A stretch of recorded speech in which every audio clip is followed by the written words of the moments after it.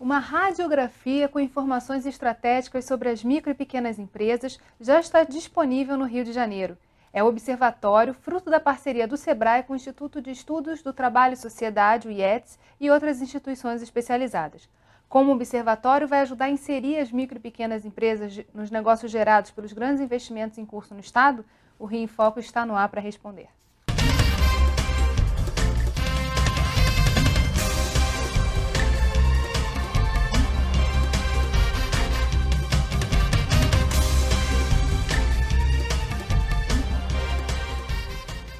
Para conversar sobre a importância e o objetivo do Observatório das Micro e Pequenas Empresas do Rio de Janeiro, convidamos o diretor superintendente do SEBRAE Rio, César Vasques, e a professora do Instituto de Economia da UFRJ e pesquisadora do IETS, Valéria Pero, que é uma das coordenadoras do projeto. O que é o Observatório das Micro e Pequenas Empresas? Fala-se muito em micro e pequena empresa, acho que tem coisas que todo mundo concorda, né? É importante apoiar a micro e pequena empresa, mas tem muito pouco estudo, muito pouco trabalho realizado em cima desse tema no Brasil, especialmente no Rio de Janeiro. O SEBRAE tem uma atuação no Brasil inteiro, é a nossa missão, e também no Estado, mas a gente sentia falta de basear essa nossa atuação e a atuação de parceiros que trabalham com a gente em informações mais estruturadas, mais organizadas. Então a gente fez uma parceria com o IETS, e o observatório é basicamente isso, é levantamento de informações, dados, análise desses dados sobre uma radiografia das micro e pequenas empresas no Estado, a evolução principalmente do emprego e da renda nesse segmento empresarial, busca de informações, sistematização dessas informações, análise dessas informações, e aí a gente tem uma série de produtos que a gente depois pode detalhar. Que produtos são esses? Acho que a Valéria pode falar até melhor do que eu. E a periodicidade também desses estudos? O observatório ele tem 4 produtos. O primeiro é o sistema de informações, que a gente faz um levantamento e uma sistematização das bases de dados disponíveis sobre micro e pequenas empresas, tá? E focando sempre no Rio de Janeiro, né? Então, sempre que possível nos regionais do SEBRAE. Então, não é só no estado do Rio de Janeiro, mas nas regiões dentro do estado do Rio de Janeiro. Um segundo produto são as notas conjunturais, que a cada mês a gente estuda determinado tema e apresenta os resultados nessa nota. Então, a gente já teve, são 8 notas, né? A gente está partindo para a 9ª. Sobre geração de empregos, perfil dos microempreendedores, a evolução da renda no Rio de Janeiro, que está aumentando muito nos últimos tempos. Enfim, uma série de temas que ajudam a entender o comportamento e as características dos microempreendedores. Um terceiro produto é o boletim quadrimestral. A gente escolhe um tema, né, e analisa esse tema e seleciona especialistas para opinarem sobre esse tema. Tá? Então, a estrutura do boletim é essa, tem opinião de especialistas e uma análise de conjuntura. E o quarto produto são os estudos estratégicos, estratégicos para o SEBRAE, que a gente escolheu o estudo de os grandes investimentos e as oportunidades para as micro e pequenas empresas, que é o primeiro estudo do projeto, né? E a gente vai ainda ter mais 3 estudos estratégicos para o observatório. Qual a periodicidade? A gente está falando de 3 estudos, é porque tem um tempo de existência ou a ideia do observatório é ser permanente? Bom, assim, nós fizemos uma primeira parceria, um primeiro convênio que tem um prazo de duração, mas a ideia é renovável, né? Quer dizer, ao longo do tempo. Neste primeiro pacote, ano, digamos assim, no primeiro ano de trabalho, serão 3 estudos.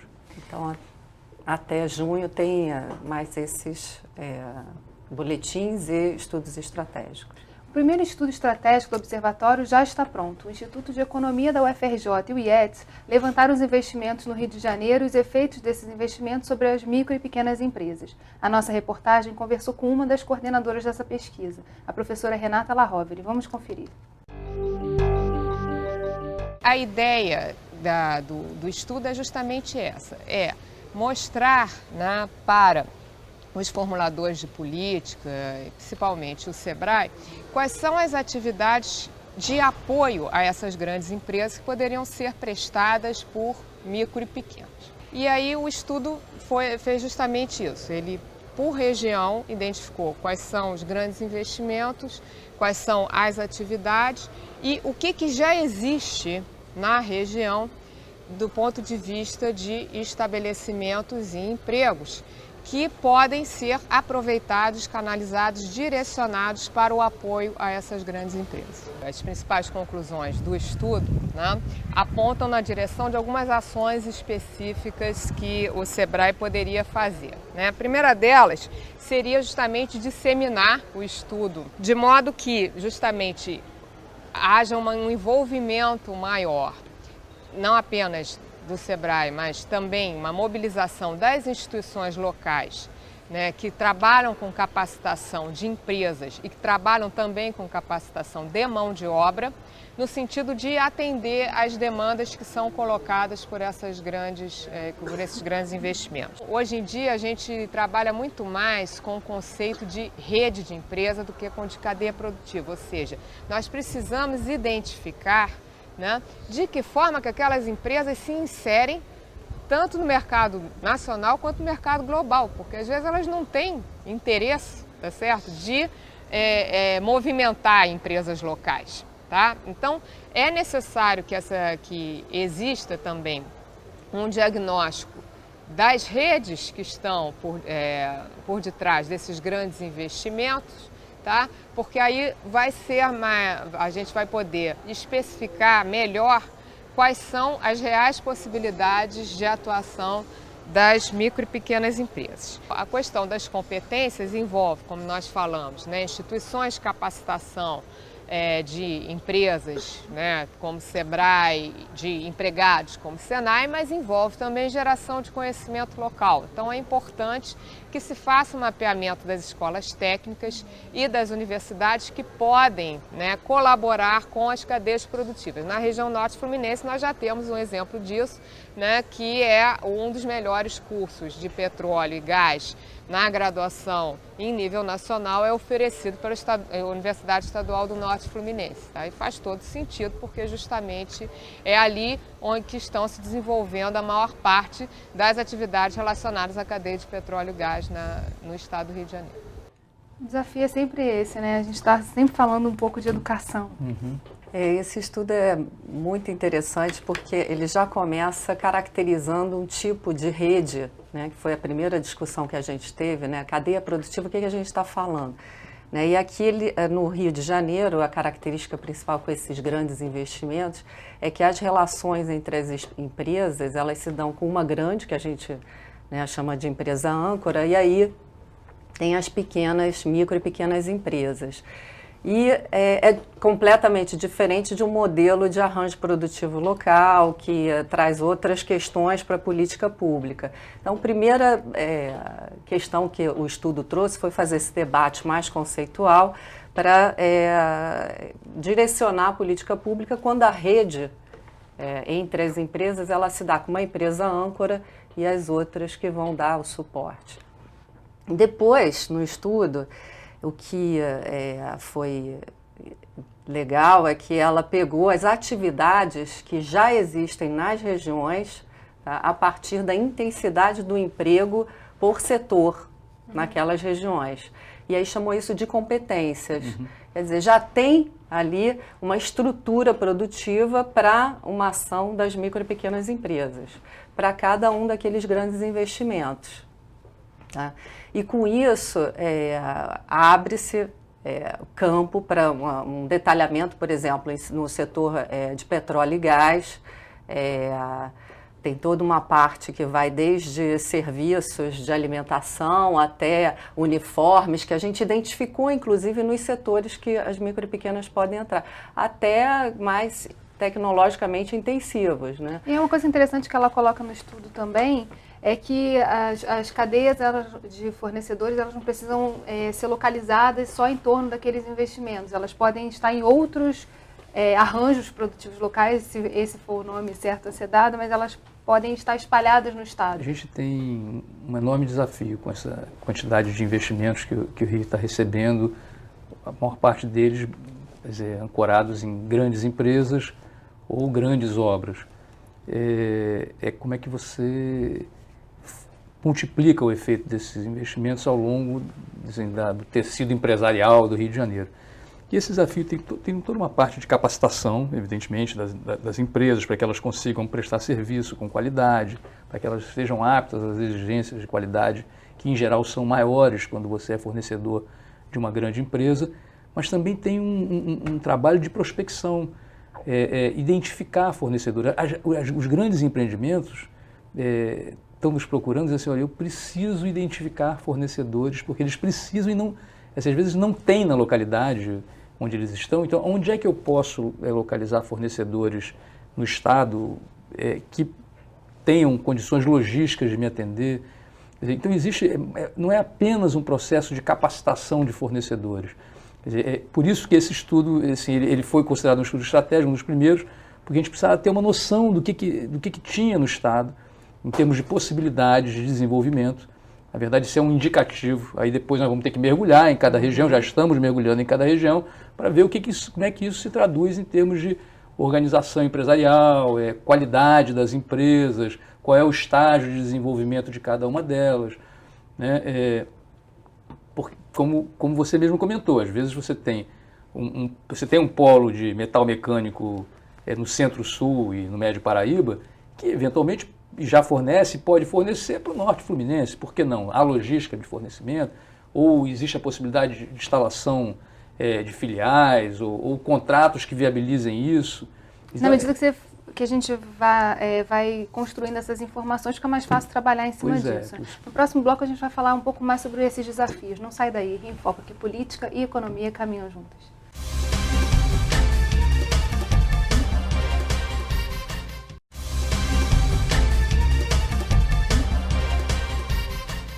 Um dos colaboradores da primeira edição do Boletim Quadrimestral foi o professor João Saboia. Ele conversou com a nossa reportagem. Vamos ver.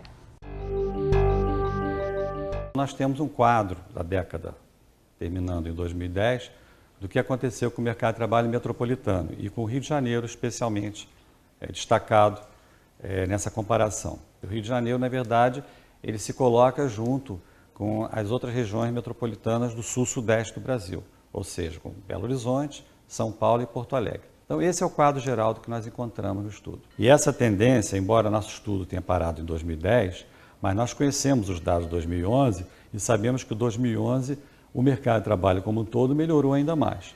E isso deve ter beneficiado tanto o Rio de Janeiro quanto as demais regiões metropolitanas.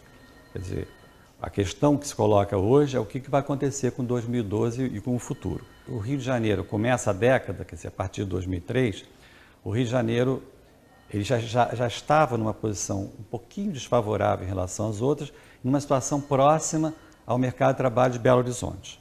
E ao longo dos anos, o que aconteceu é que o crescimento do Rio de Janeiro, em termos desse índice que eu propus, com as 9 variáveis do mercado de trabalho, o crescimento do Rio de Janeiro foi menos intenso, a melhora do Rio de Janeiro foi menos intensa do que nas outras 3 regiões.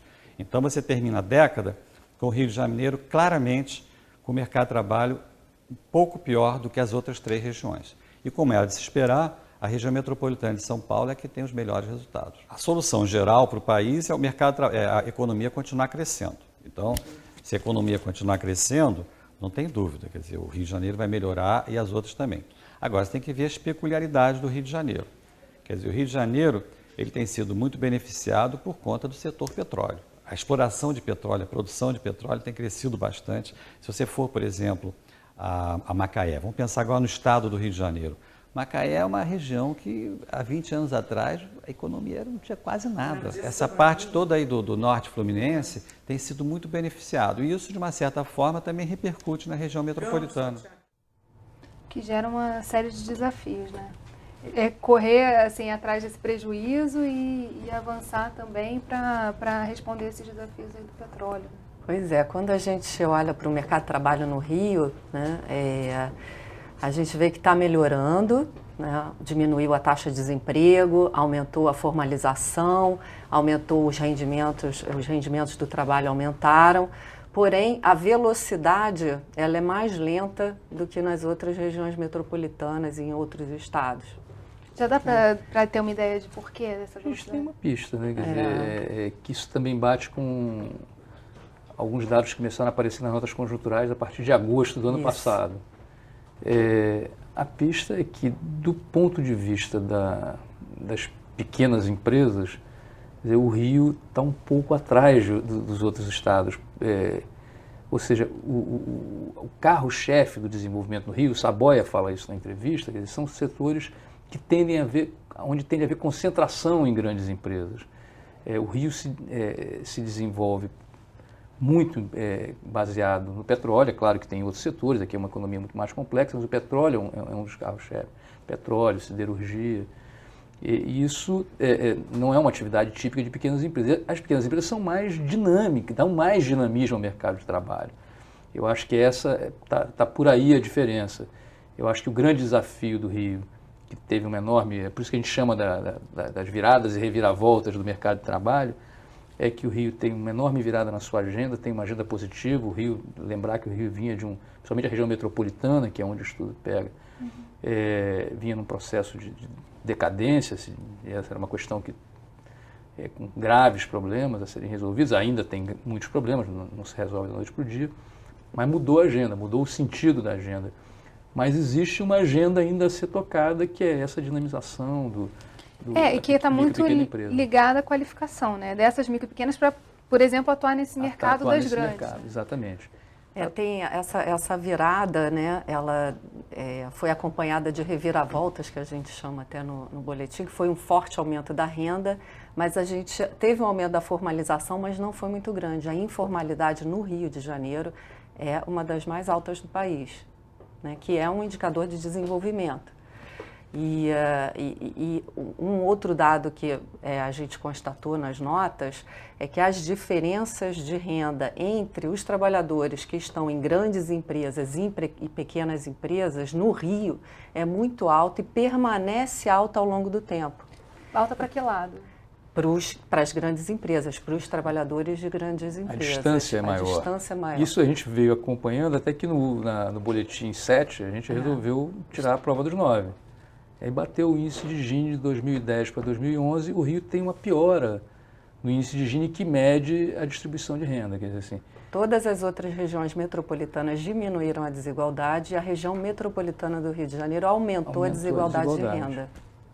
Ou seja, não que o Rio esteja indo na contramão do Brasil, não é isso. O Rio está se aproveitando de todo esse processo de desenvolvimento, redução da desigualdade do Brasil inteiro, mas tem uma questão particular, quer dizer, é um desenvolvimento do Rio muito baseado em grandes projetos, em grandes investimentos.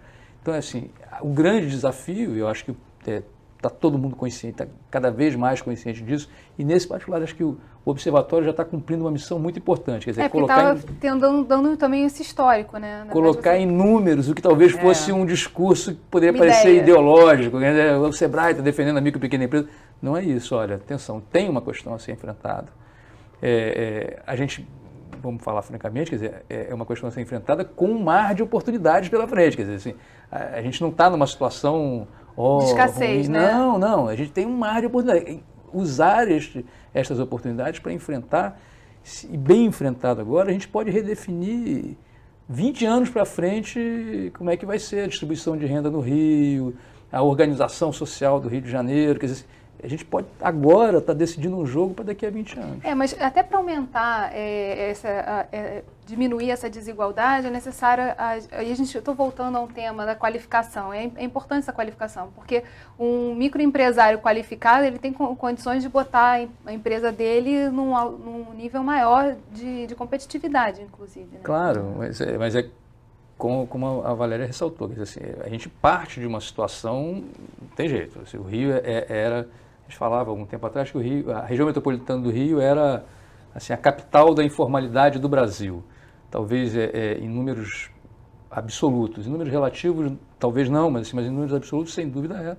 Mas assim, muito forte a presença da informalidade do por conta própria. O Rio é a maior taxa de por conta própria do Brasil. O maior percentual de trabalhadores por conta própria no Rio de Janeiro. A gente até brincava assim, que assim, o trabalhador de São Paulo, quando perde o emprego, ele fica desempregado em busca de um emprego.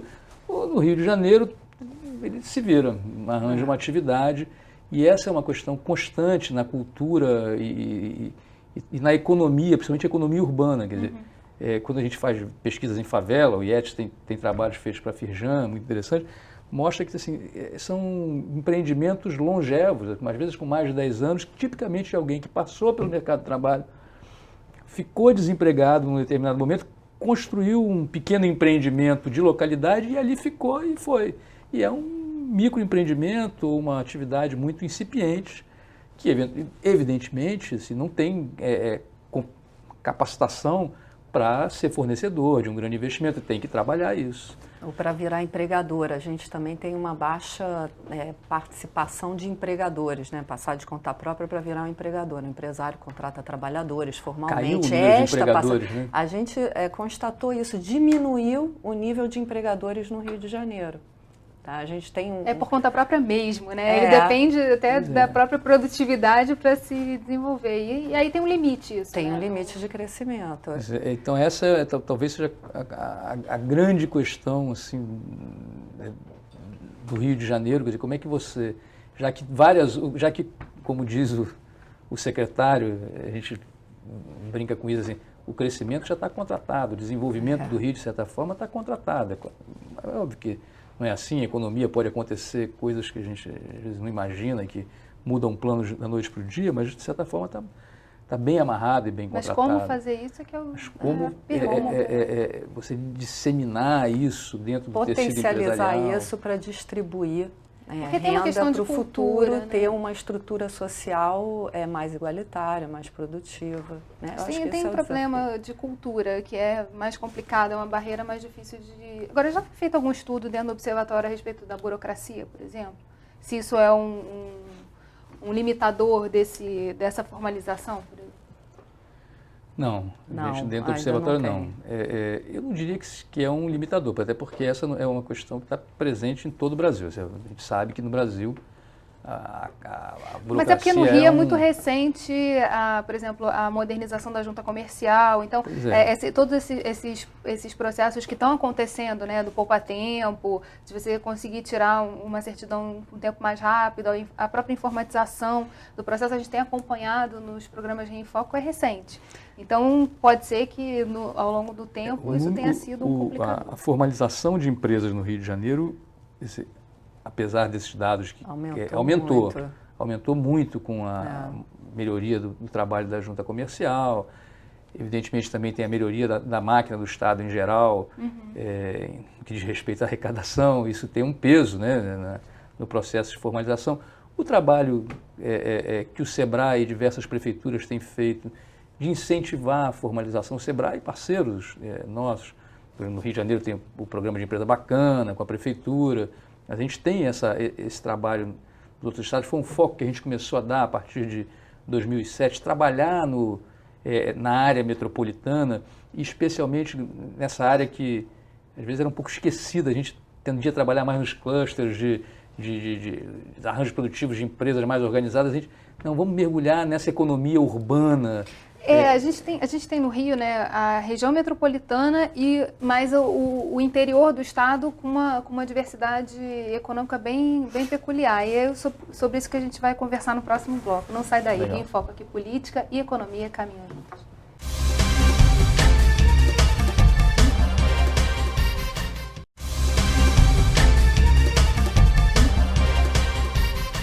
Retomando o finalzinho do nosso segundo bloco, a gente tem a região metropolitana e o foco dos estudos do observatório foi bem na região metropolitana, porque é onde concentra a maior parte da população, nesse início pelo menos, né? Não, tem variado, quer dizer, a gente tem trabalhos que são focados na região metropolitana, porque assim, eu não tenho dúvida de assim, que a gente dizia antigamente que a encrenca do Rio era metropolitana, era muito mais metropolitana do que realmente um problema econômico. Mas havia uma encrenca metropolitana a ser resolvida, se é que o nome correto é usar encrenca. Mas eu não tenho dúvida que ainda é uma questão decisiva. Porque você tem o cidade-estado, Rio, e a Baixada... onde vivem 12 milhões dos 15 e pouco do Estado.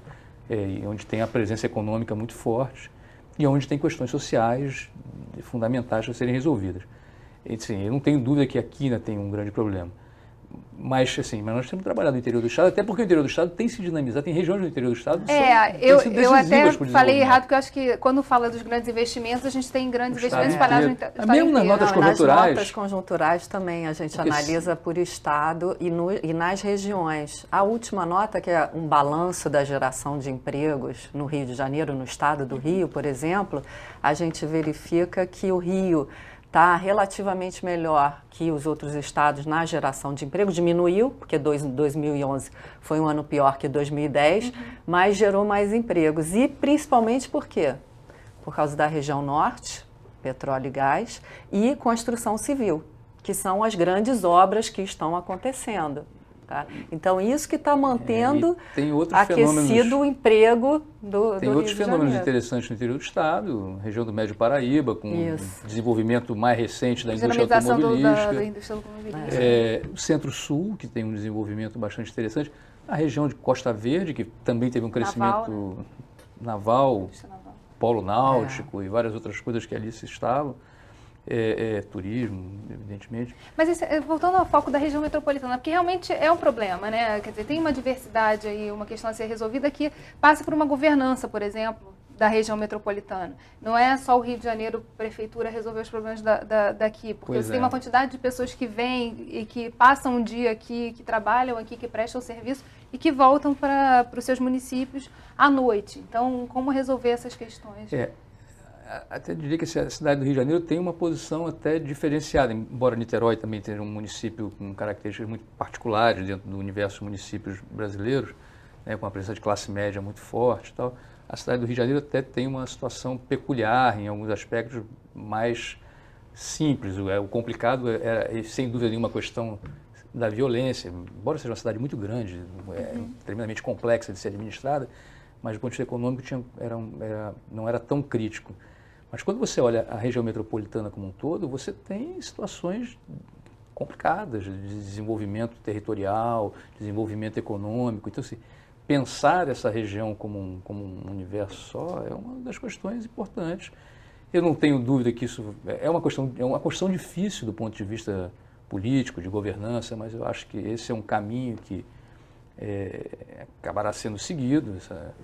Tem questões que você não resolve sozinho, né? Transporte, despoluição da Baía, destinação de resíduos. A própria saúde, né? Saúde, não adianta mais há pouco tempo, na discussão da saúde aqui do Rio, se ressaltou muito que o Rio atendia muito bem a cidade do Rio, né? Quer dizer, pacientes vindo de municípios do entorno. Então, são questões que vão ter que ser tocadas. E do ponto de vista das empresas, existe a questão de infraestrutura e logística é vital para qualquer negócio. Não é só para o negócio da agricultura, onde ele é vital, sem dúvida. Mas, assim, se uma rua está bem organizadinha, bacana, o comércio ali vai aproveitar dessa infraestrutura melhor. Até porque uma rua com calçadas bem cuidadas, as pessoas andam e veem o comércio. Para dar um exemplo simples, é claro, mas tem outras questões, né, deslocamento de mão de obra. Assim, então, a infraestrutura da região metropolitana é vital. Quer dizer, não é apenas uma questão de política econômica para as empresas, é também, quer dizer, a melhoria e desenvolvimento dessas questões relativas a transportes, urbanização, serviços que apoiam a população em toda a região metropolitana. Isso ajuda e favorece muito a vida das empresas. Essa é uma questão que foi claramente apontada nos trabalhos, nos debates que nós fizemos dos trabalhos.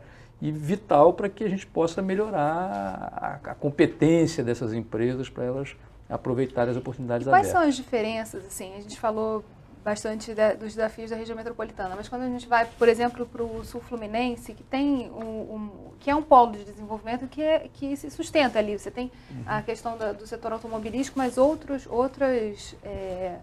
outras cadeias estão se formando ali no entorno, né? E a questão da cadeia de fornecedores, o secretário falou alguns programas atrás, quando ele falava de indústria automobilística, que agora você tinha, finalmente, você tinha uma situação que você poderia construir essa cadeia de fornecedores para o setor automobilístico. Você tinha escala que não tinha antes.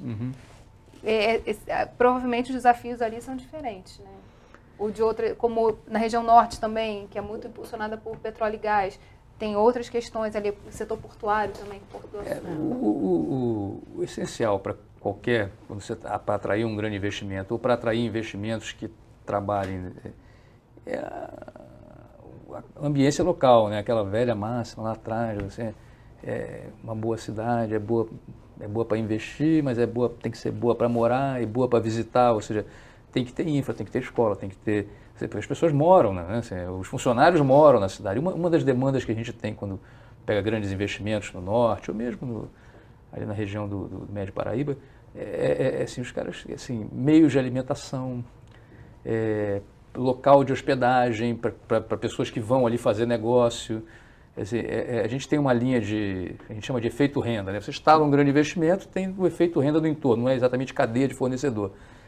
As duas primeiras questões são meios de hospedagem e alimentação, porque os funcionários, às vezes, quando é uma fábrica e tal, mas tem as empresas no entorno, né? Quer dizer, que nem sempre tem refeitório. E é uma questão interessante que apareceu também nos estudos, né, Valéria? É como cresce o serviço, né? Quando tem um grande empreendimento. Isso apareceu bastante nos estudos, é até uma questão que a gente se pergunta se é uma especialização, né? Porque serviços acaba aparecendo em tudo, César estava falando, serviços de alimentação, alojamento, acaba aparecendo em vários lugares quando a gente analisa os impactos dos grandes investimentos. Eu queria puxar ao lado agora, assim, a gente está falando das regiões que cresceram e a gente constatou também a dificuldade da região serrana recuperar fôlego para crescimento e desenvolvimento. Até hoje a situação é visível nos dados, é muito precária, tá? Não consegue gerar emprego, né? Nem nas grandes, nem nas micros, então está com uma dificuldade de sair desse padrão. E quando a gente olha o setor de hotelaria, turismo, não consegue recuperar nem essa parte para dar fôlego para a economia voltar a uma atividade normal. Que é um dado importante, porque... Que é essa base que a gente está falando. Começa a crescer, aonde que vai? Vai serviços, né? E ali não consegue atrair mais a quantidade de turistas necessário para dar fôlego para a economia retomar um desenvolvimento local. E é uma discussão que, na época do desastre, todo mundo falava, a gente precisa focar em turismo, a gente precisa que as pessoas continuem indo para continuar demandando serviço. Assim, eu tenho uma dificuldade, até porque assim, perderam algumas instalações, tem lugares que tiveram, assim, assoreamentos e perderam algumas das capacidades de atração, mas o segmento empresarial da região se organizou muito e fez um esforço muito grande. Eu, por experiência própria, de vez em quando vou me hospedo na região serrana, em determinadas datas está tudo cheio. Assim, a região serrana mais atingida, principalmente Petrópolis, Teresópolis, ela tem taxas de ocupação nos principais hotéis são muito altas. É diferente, por exemplo, de Mauá, que tem uma oferta muito grande, mas as taxas médias são menores pela distância e tal. Como é muito próximo do Rio, assim, é claro que assim, tem muitas dificuldades, tem muita obra a ser feita, tem questões ainda não resolvidas porque não foi, mas eu acho que assim, os dados mostram que você ainda teve no ano passado ainda assim, um processo de recuperação lenta, é natural, quer dizer, a catástrofe foi muito grande, mas assim, houve uma mobilização muito grande e eu acho que isso já...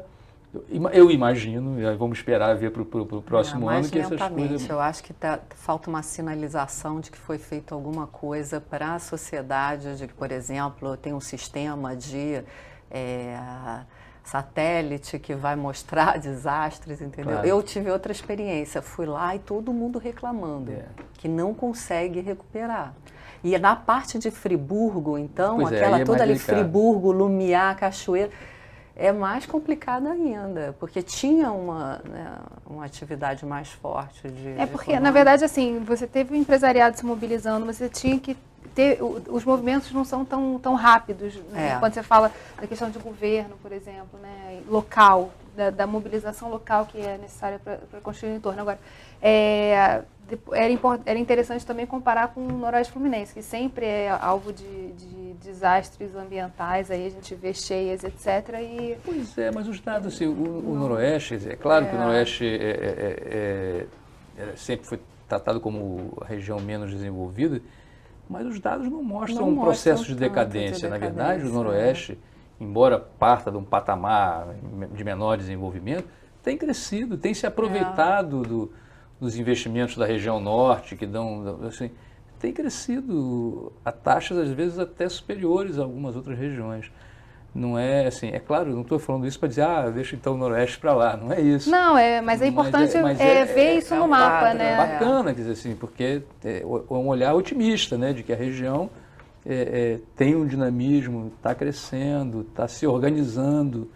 Isso é uma coisa legal. A gente vai fazer um intervalo e volta já. Rio em Foco, que política e economia caminham juntos.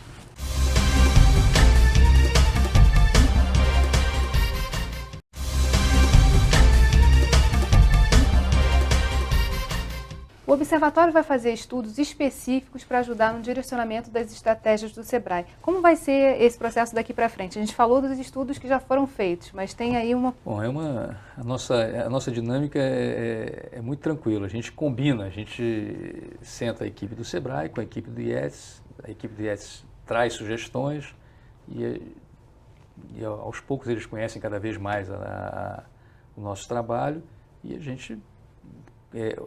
compara isso com as nossas prioridades em termos de projeto, em termos de ações e projetos. Nós estamos trabalhando agora um tema que é a economia criativa, é um dos temas que a gente vai trabalhar agora. Existe aí uma proposta de fazer uma radiografia para uma próxima nota conjuntural sobre hábitos de consumo da classe C, e, assim, pegando a POF, né, que é a pesquisa de comida do céu, orçamento familiar. Então, assim, a gente conversa, porque como a gente tem trabalhos importantes nessas áreas, é importante que o observatório gere informação, até para a gente comparar com aquilo que a gente está fazendo. E as próprias informações geradas por um acabam direcionando o outro. O caminho. No boletim, a apresentação, a gente tentou mostrar que o Rio de Janeiro, a gente chama a bola da vez, né? E tá vez da virada, tem as reviravoltas, ainda tem o desafio da informalidade, da qualificação e de sair desse padrão de desenvolvimento concentrador, né?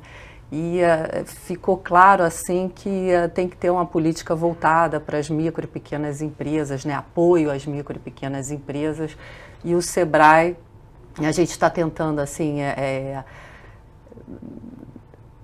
botar essa ideia assim, né, no debate mais fortemente, porque senão a gente vai continuar reproduzindo, né? Se não tiver realmente um enfrentamento dessa questão da qualificação dos micro e pequenos empreendedores e dos trabalhadores.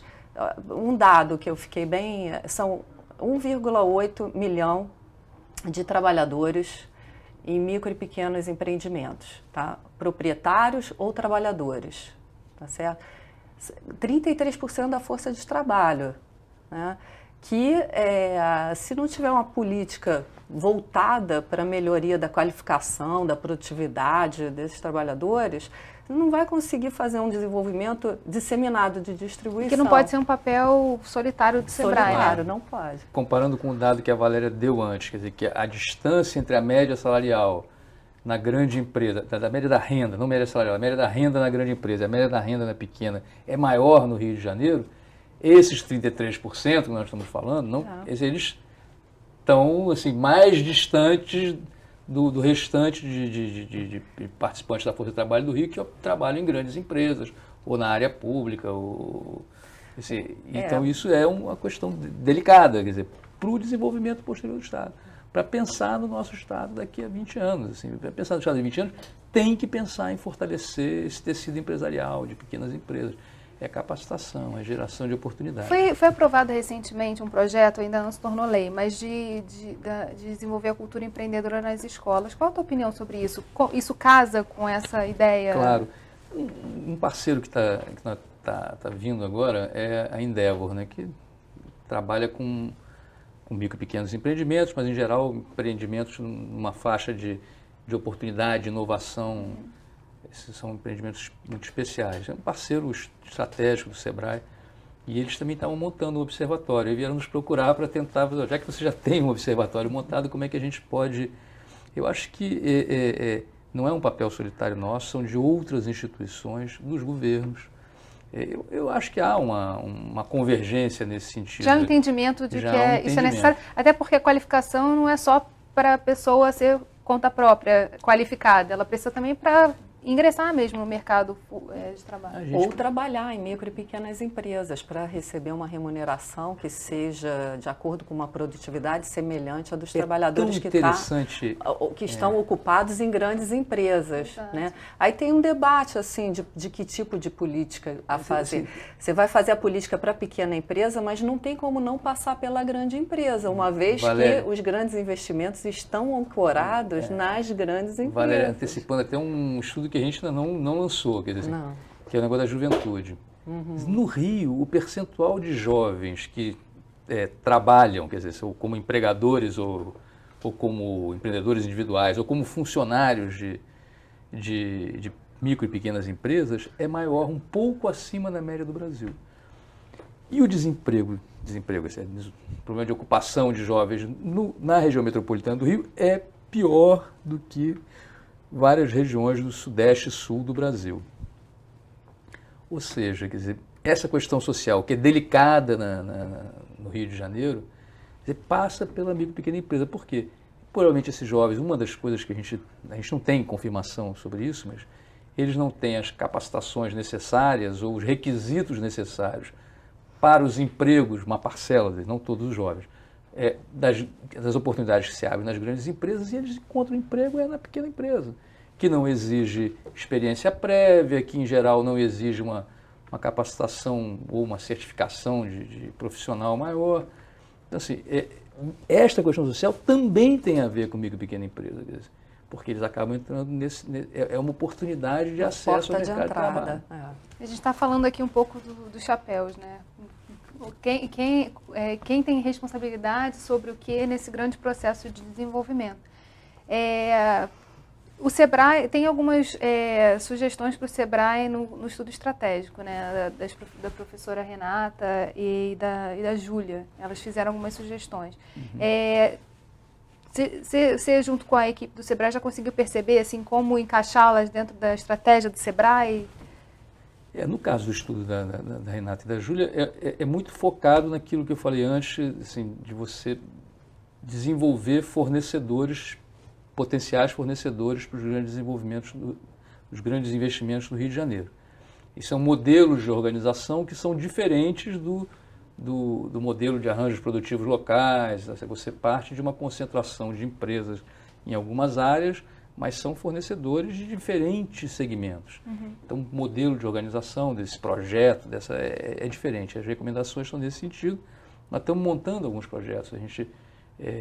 Nós elaboramos e vamos apresentar, junto com o governo do Estado, uma proposta para o Porto do Açu.